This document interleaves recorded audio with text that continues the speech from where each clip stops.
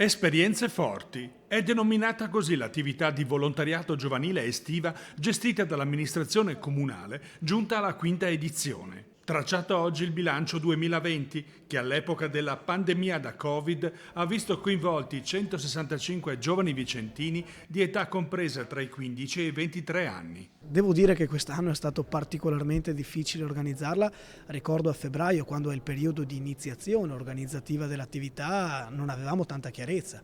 Tessuto sociale fragile, tanti enti in difficoltà, i centri estivi ad esempio che non avevano una chiarezza progettuale, ma abbiamo voluto come amministrazione portare avanti lo stesso questo progetto.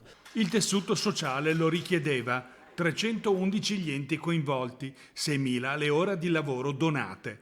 Un modo per instillare il valore del volontariato nella nostra società, acquisito direttamente con l'esperienza, sia ad esempio riordinando i libri in biblioteca o distribuendo pasti agli indigenti. Generalmente prima di approcciarsi alle attività c'è una paura a essere inadeguati alle situazioni, non essere capaci di sopperire alle cose richieste.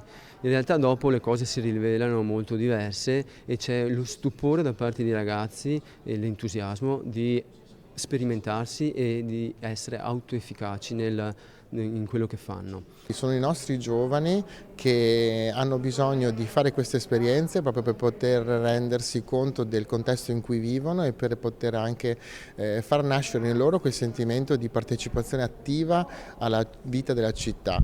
Le associazioni di volontariato sono importantissime in questo momento, il Comune deve supportarle e promuoverle.